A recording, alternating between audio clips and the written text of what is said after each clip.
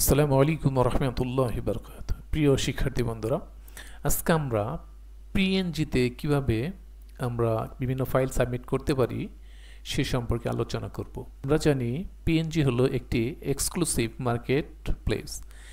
এই পিএনজিটিতে আমরা যে ফাইলগুলো আপলোড করব, এই ফাইলগুলো ভুলবশত অন্য কোনো মার্কেটে যদি আমরা আপলোড করি তাহলে দেখা যাবে যে আমাদের অ্যাকাউন্টটা ব্যান্ড হয়ে যাবে। তার জন্য আমরা যখন পিএনজিতে কোনো ফাইল আপলোড করব আমাদের অনেক সতর্ক থাকতে হবে, আর এই ফাইলগুলো দ্বিতীয়বার যেন আমরা না ব্যবহার করি সেটাও আমাদের লক্ষ্য রাখতে হবে। চলেন শুরু করি। আজকে আমরা দেখব যে একটা জেপিজি ইমেজকে কিভাবে ব্যাকগ্রাউন্ড রিমুভ করতে হয় এবং পিএনজিতে কীভাবে আমরা সাবমিট করতে পারি সেটা সম্পর্কে আমরা আজকে আলোচনা করব। হলেই বিভিন্ন ইমেজ জেনারেট করতে পারি। এখানে দেখেন আমি সুন্দর তিনটা ফুলের ছবি এখানে জেনারেট করছি। এখন এই তিনটাকে আমরা কীভাবে পিএনজিতে দিতে পারি পুরো প্রসেসটা আমরা আপনাদের সাথে আজকে শেয়ার করব। চলেন শুরু করি। প্রথমে আমরা এটাকে পিএনজি করার জন্য এটার ব্যাকগ্রাউন্ডটা আমাদের রিমুভ করতে হবে। এই সাদা ব্যাকগ্রাউন্ডটা রিমুভ করার জন্য আমরা বিভিন্ন ওয়েবসাইটের মাধ্যমে রিমুভ করতে পারি। ভিডিওটা শর্ট করার জন্য আমরা এটাকে সহজেই বিভিন্ন এআই থেকে আমরা রিমুভ করতে পারি। আজকে দেখব কীভাবে এআই থেকে এই ব্যাকগ্রাউন্ডটা রিমুভ করতে হয় এবং এটা কীভাবে আমরা পিএনজি ট্রিতে ফাইলটা সাবমিট করতে পারি সেই প্রসেসটা দেখব। প্রথমে আমরা একটা ব্রাউজারে প্রবেশ করব। ব্রাউজারে প্রবেশ করার পর আমরা রিক্রাফট এআইতে প্রবেশ করব। যদিও এটা পেইড সফটওয়্যার, আপনি ফ্রিতেও কাজ করতে পারেন।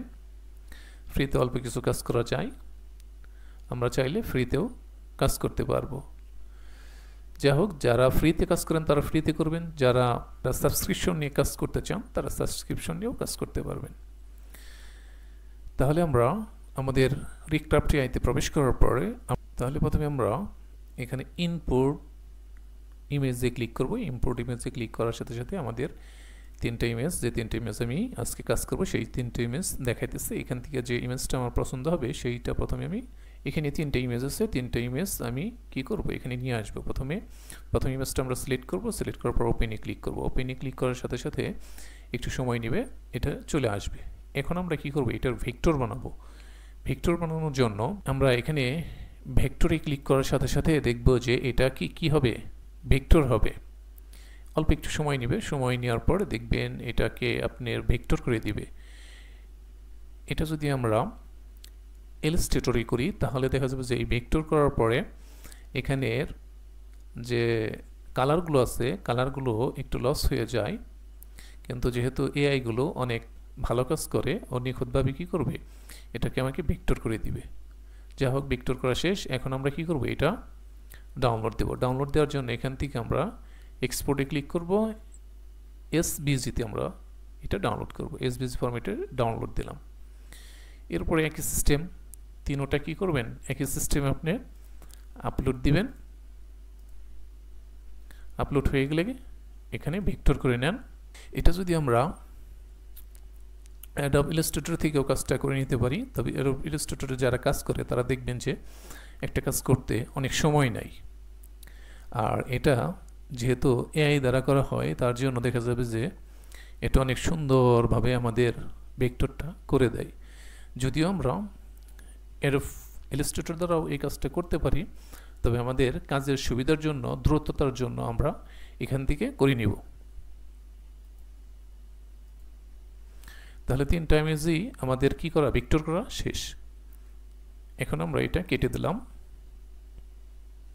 আমরা আমাদের অ্যাডব ইলাস্ট্রেটর প্রোগ্রামটি ওপেন করব। এখানে ফাইলে ক্লিক করলাম, নিউতে ক্লিক করব। নিউতে ক্লিক করার পর এখানে আমরা একটা আর্টবোর্ড সাইজ নিব। আমরা এখানে 2500 নিয়ে নিলাম। যদিও এই আর্টবোর্ড সাইজগুলো এত বোঝানোর দরকার নেই, কারণ এটা আপনারা জানেন। 2500 দেখে একটা আর্টবোর্ড নিয়ে নিলাম। এরপরে আমি যে ইমেজটা এখানে আনতে চাই সেই ইমেজটাকে প্লেস করব।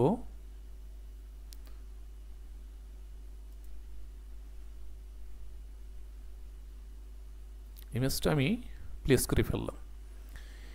প্লেস করার পরে এটাকে আমি ইমেজটা প্লেস করার পর এটা কি করতে হবে, ব্যাকগ্রাউন্ডটা আমি রিমুভ করে ফেলবো। ব্যাকগ্রাউন্ড রিমুভ করার জন্য প্রথমে আমরা পাথ ফাইন্ডার থেকে এখানে ট্রিম করে নিব। ট্রিমে ক্লিক করলাম, এরপরে এই ইমেজের উপর রাইট বাটন ক্লিক করে আনগ্রুপ করে নিব। আনগ্রুপ করে নিলাম, এরপর এই সাদা অংশটা আমি ডিলিট করে নিলাম। প্রিয় শিক্ষার্থী বন্ধুরা, দেখেন কত সুন্দরভাবে এটা কি হয়ে গেছে, রিমুভ হয়ে গেছে। এটা আমরা ডান বাটন ক্লিক করে গ্রুপ করে নিলাম। এরপর এটা আমরা আর্টবোর্ডের মাঝখানে বসিয়ে দিলাম। যদি আমাদের এটা একটু বড় বা ছোট করার দরকার হয়, আমরা রেশিও অনুযায়ী বড় বা ছোট করে নিব।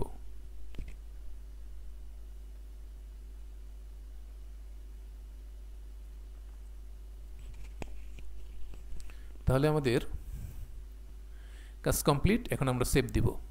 ফাইলে ক্লিক করব, এক্সপোর্টে ক্লিক করব, save for web legacy click করার পর এখান থেকে আমরা সব এখানে খেয়াল রাখতে হইব যে পিএনজি যেন থাকে। পিএনজি 24 এটা আমরা সিলেক্ট করব। সিলেক্ট করে সেভে ক্লিক করব। আমরা যদি চাই এটা একটু দেখে নিব, তাহলে এখান থেকে আমরা ফিটে দিয়ে দিতে পারি। ফিটে দিলে এটা দেখাবে যে দেখেন কীভাবে সুন্দর ট্রান্সফার পিএনজি হয়ে গেছে। এবার সেভে ক্লিক করব। এখানে একটা আমরা নাম দিতে পারি।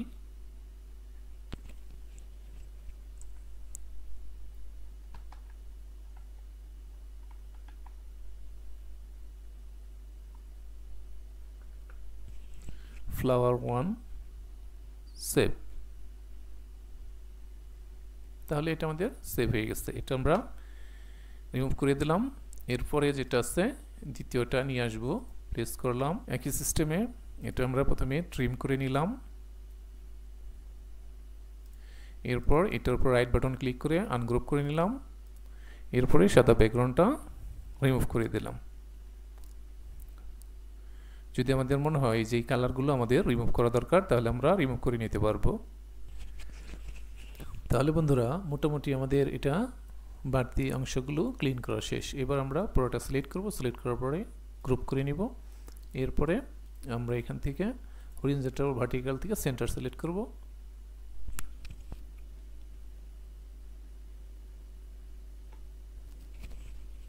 এবং রেশিও অনুযায়ী এটা বড় করে দিব। এখন আমরা এটা একই সিস্টেমে কি করব, সেভ করব। সেভ, এক্সপোর্টে যাব, এক্সপোর্ট সেভ ফর ওয়েবে ক্লিক করব।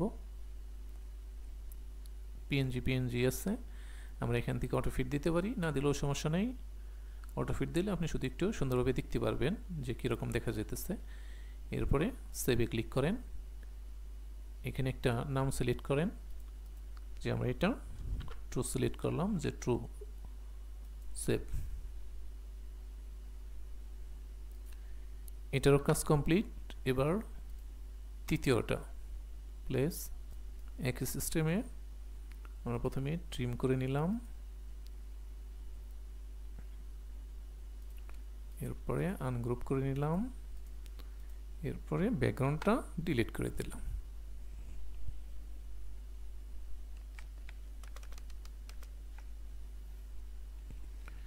এই যে অংশগুলো আছে এগুলো আমরা কি করে দিব, বাদ করে দিব। ঠিক আছে, এগুলো আমরা রিমুভ করে দিই আস্তে আস্তে। তাহলে আমরা ব্যাকগ্রাউন্ডগুলো সুন্দরভাবে রিমুভ করে ফেলছি। ডান বাটন ক্লিক করে গ্রুপ করে দিলাম। এরপরে আমরা এটা হরিজন্টাল ভার্টিক্যাল থেকে সেন্টার সিলেক্ট করলাম।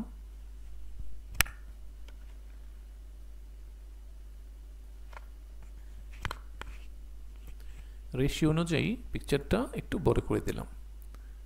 এবার আমরা এটা সেভ করব। সেভে ক্লিক করলাম। এখান থেকে আমরা সেভে ক্লিক করব।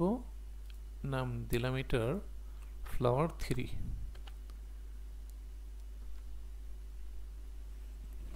ওকে, আমাদের তাহলে ফাইল রেডি। এখন আমরা এটা কি করব, আপলোড দেব। আপলোড দেওয়ার আগে এটাকে আমাকে জিপ করতে হবে। আমরা সবাই জিপ করতে পারি। তাহলে যে 3টা ফাইল আমরা রেডি করছি, সেই 3টা ফাইল আমরা কি করব, এখন এই 3টা ফাইলকে আমাকে জিপ করতে হবে। জিপ করার জন্য মাউসের রাইট বাটন ক্লিক করব।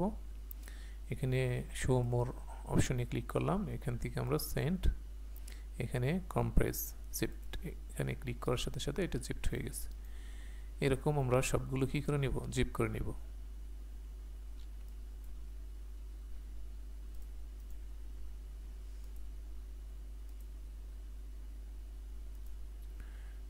তাহলে আমরা জিপ করে নিলাম।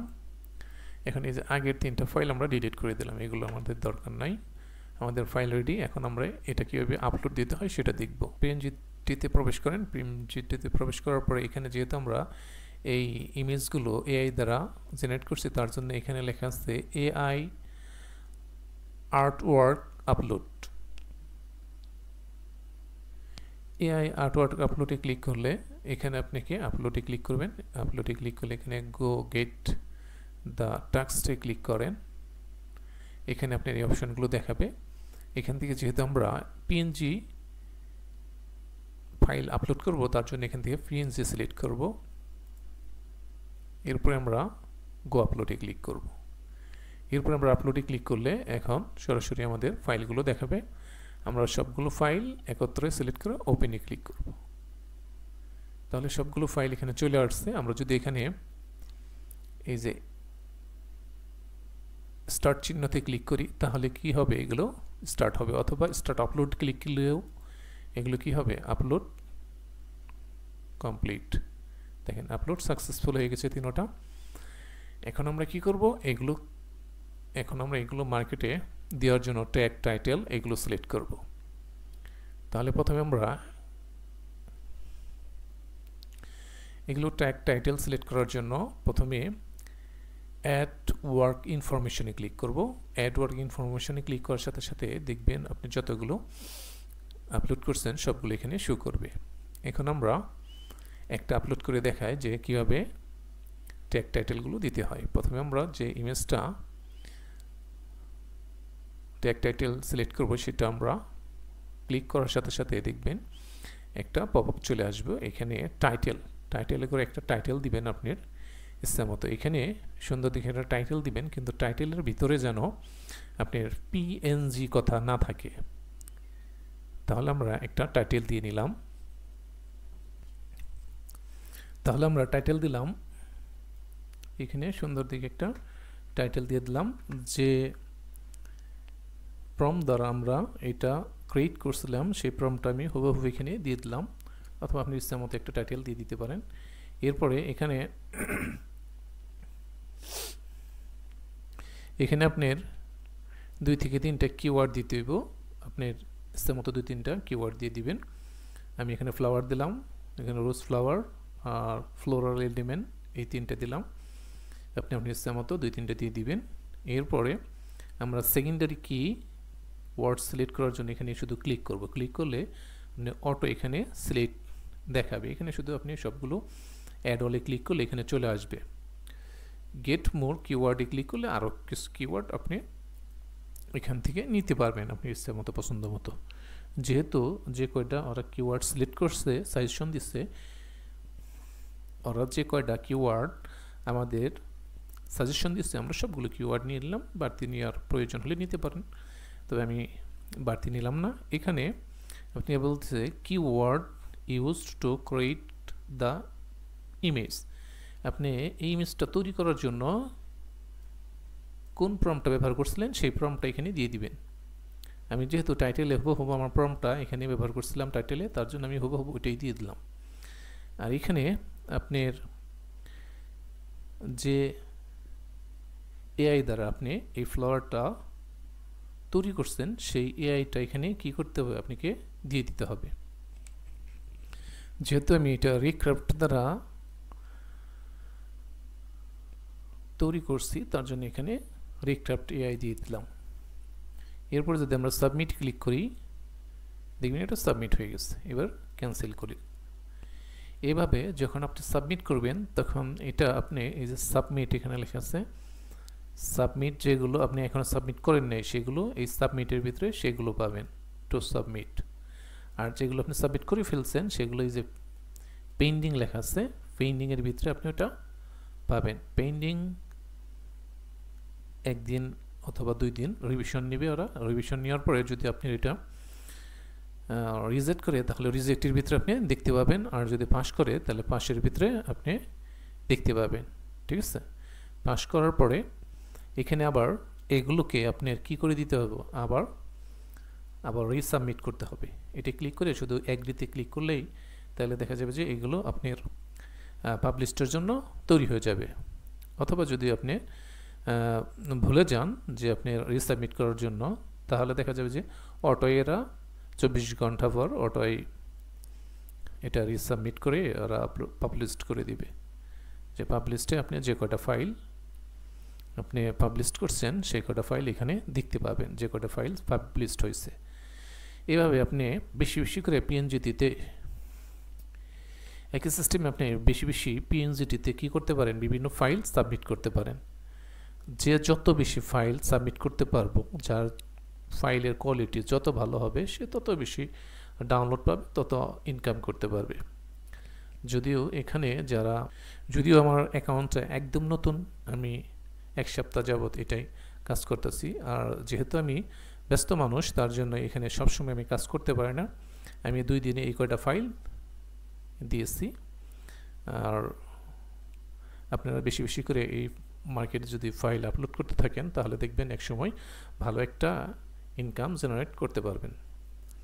প্রিয় শিক্ষার্থী বন্ধুরা, বুঝতে যদি কোনো সমস্যা হয় তাহলে আমাদের কমেন্ট করে জানাতে পারেন।